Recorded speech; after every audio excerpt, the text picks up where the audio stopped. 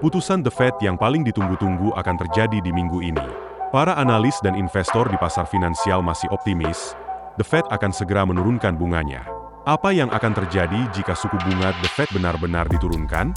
Bagaimana sebaiknya investor berstrategi?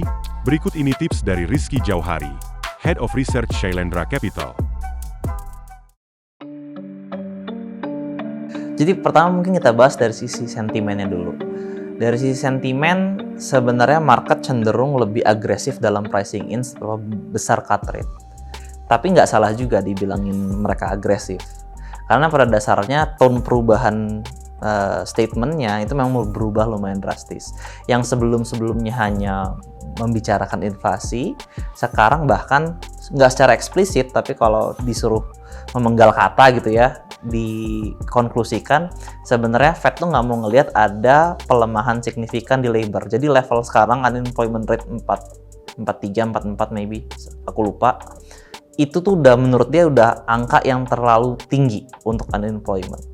Padahal historically netralnya unemployment US tuh 5. Jadi somehow memang Fed-nya tuh berubah statementnya signifikan. Nah, dari perspektif kita sebagai investor, di harga pasar itu udah pricing in berapa kali. Nah, kalau kita lihat berdasarkan data CME gitu ya, kita ngomongin based on Fed futures, jadi probabilitas yang muncul dari pembentukan harga pasar, itu ada 3 kali cut rate, di mana salah satunya akan terjadi 50 basis. Nah, itu yang menurut kita lumayan agresif. Kita yang nggak confident enough untuk apakah akan terjadi 100 basis penurunan. Cuman kita agree kayaknya yang bulan ini udah pasti terjadi. Hampir 95% lah menurut saya.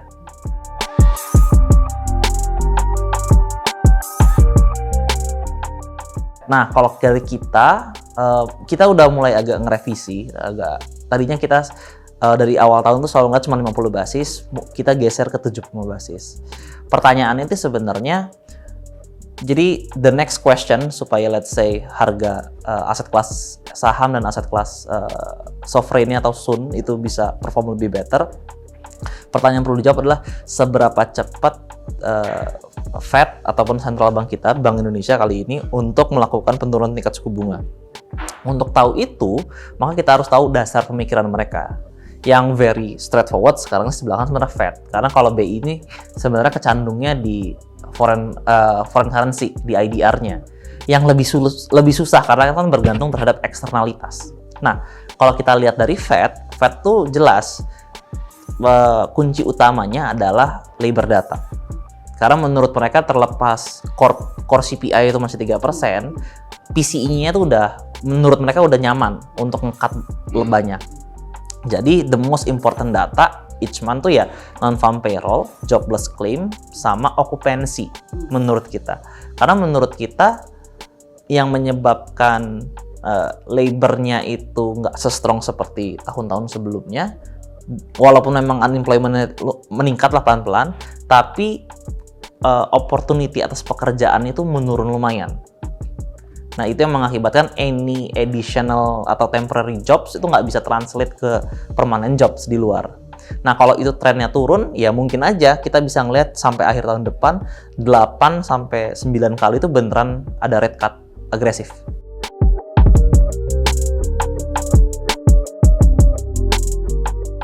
Saya nggak tahu apa yang di benaknya bapak-bapak Dewan Gubernur gitu ya. Tapi kalau kita ngelihatnya track recordnya Bank Indonesia itu sebenarnya cenderung konservatif. Dia bergeraknya agak sedikit lambat, kecuali satu meeting terakhir yang dia naikin rate itu kita agak bit surprise. Cuman di luar itu sebenarnya kecenderungan untuk BI ngelihat data dahulu dan baru melakukan tindakan tuh jauh lebih signifikan in the past 5 years, 3 years meeting mereka lah. Jadi kayaknya yang BI kali ini nggak rate cut. Cuman lebih make sense lagi karena Fed itu di Oktober nggak ada meeting, dan Bank Indonesia itu ada meeting. Jadi kalau dari sisi timeline, ya buat apa kita ngeresikoin sesuatu yang terlebih dahulu gitu ya, nge-rate cut di awal ahead of the Fed, karena kan beda nih. Kita kejadiannya 18 pagi, tapi di sana masih subuh lah. Jadi menurut saya ya udah, ntar rate cut-nya di Oktober aja, toh Fed-nya nggak ada.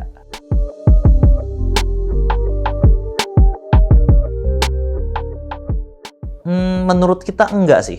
Menurut kita, karena pada dasarnya ada faktonya Mereka udah ngeluarin SRBI yang Jumat lalu masih 7,7 sampai 7,1%. Jadi kan pada dasarnya kalau kita lihat kenapa rupiah itu bisa strong kayak 15.400, 15.500 karena ada foreign inflow. Salah satu foreign inflow terbesar on top of equity itu SRBI around 300T.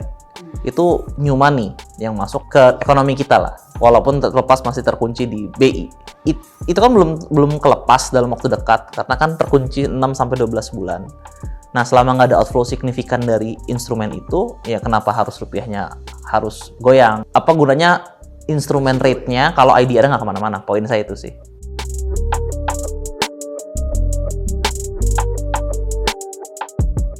Ada satu dari global, satu dari nggak tahu ada perubahan atau nggak karena terkait dengan pemerintahan baru kita belum bisa banyak. Tapi secara konseptual terlihatnya pemerintahan kali ini tuh agak lumayan ekspansioner lah. Nah, jadi pertama kita tahu dari The Fed chance besar untuk rate cut secara rutin itu ada. Dibilang besar 50-50 lah. Saya belum bisa bilang jelasnya juga. Jadi both asset class on fixed income sama equity yang lebih risky dibandingkan money market itu harusnya better off. Nah, itu satu. Cuman, kalau kita ngomongin dari eksternalitas, itu kan kita ngomongin valuasi. Seberapa appetite foreign investor untuk masuk ke aset kelas di negara lain. Nah, kita ngelihatnya kalau di Sun-nya atau di government bond-nya, valuasinya itu udah mendahului dibandingkan di equity. Kalau di equity kita bilang kayak valuasinya masih PE about 14 lewat gitu. Nggak mahal-mahal banget. Certain stock akan ada mahal banget. Cuman kan sebagai foreign investor mereka nggak akan masuk dan kita juga unlikely untuk masuk.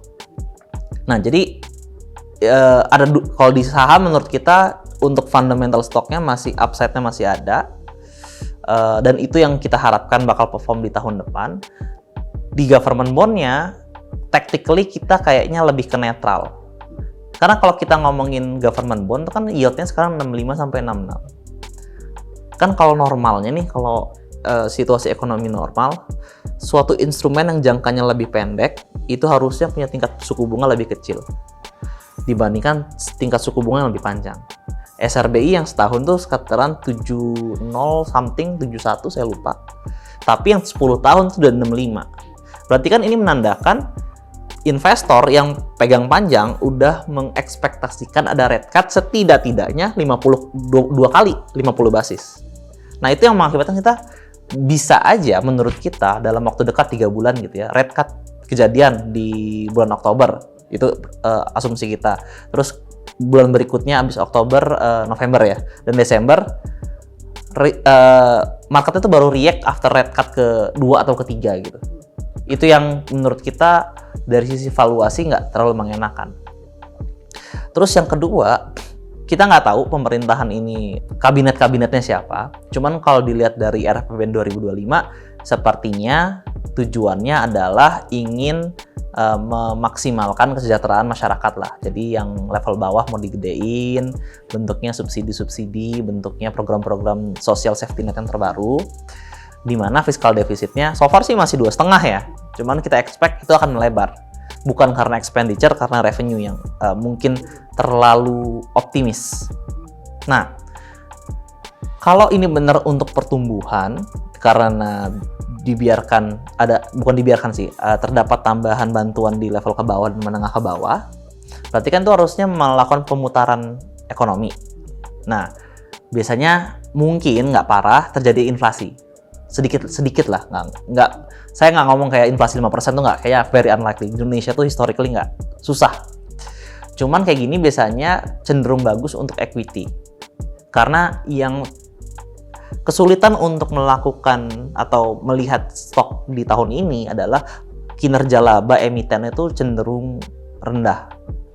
Mau nggak mau harus diakui, mau bank, mau non-bank, hampir semuanya rendah. Dengan agregat GCI di luar saham-saham yang saya bingung ngejelasinnya itu around 3%. Nah, diharapkan kinerja yang program pemerintah yang terbaru, mau itu makan siang gratis, infrastruktur gudang makanan, aksesnya ditambah, itu mengakibatkan ada lonjakan perekonomian. Jadi labanya bagus, valuasinya naik gara-gara Fed-nya turunin, equity-nya jadi lebih baik. Nah, dari perspektif government bond, mungkin kekhawatiran saya nggak terlalu khawatir belakangan, adalah kalau fiskal defisitnya lebih lebar dibandingkan ekspektasi saya. Jadi kalau saya itu, kalau APBN tuh lihatnya 2,5, saya lebih ngelihat fiskal defisit di 27-28. Di atas itu saya cukup khawatir. Karena mungkin aja kalau foreign-nya itu nggak segede itu baliknya, terjadi funding gap. Sehingga yield-nya bisa-bisa sedikit menaik. Karena ekspektasi pasar tuh ngeliat yield-nya itu udah, karena Fed-nya bakal turunin terus-menerus, yield-nya tuh akan cepet-cepet ke level 61 gitu. Itu yang resiko itu yang kita nggak bisa dengan mudah bilang nggak akan kejadian loh. Karena kayaknya fiskal defisit itu walaupun terlihat rendah, cuma kalau lihat detailnya, revenue-nya itu terlalu optimis, terus belum tentu ada program lain yang akan ditambahkan. Saya nggak bilang yield-nya itu akan balik ke 7, cuman mungkin level terendahnya nggak seperti level 2018 dan 2019.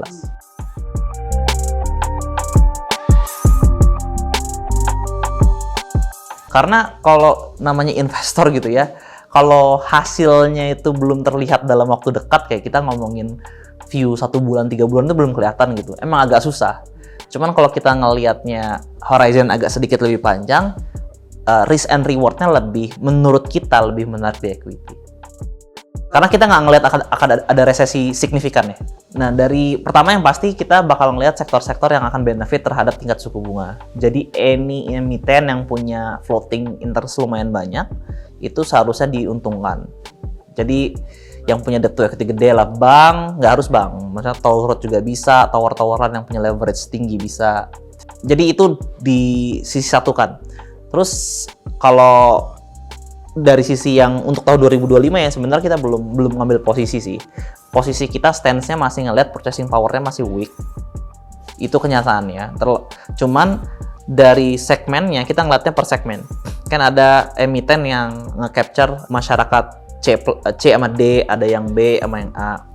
Kita selalu ngeliat on consumer level tuh yang kalau bisa fokusnya di B lah. Atau C ke atas. Nah, soalnya kalau kita ngeliatin gitu ya, mungkin kayak beberapa retail itu SSG-nya tuh bagus. Bahkan SSG-nya itu bisa sampai 12%. Nah, itu kita lumayan suka sih.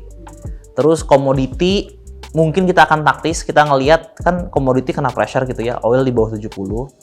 Cuman karena kita view-nya itu very unlikely untuk resesi besar-besaran, saat harga sahamnya untuk komoditas turun dan memang beneran komoditasnya turun, kita at certain point mungkin bisa balik lagi menyukai komoditas, simply karena harganya jadi murah.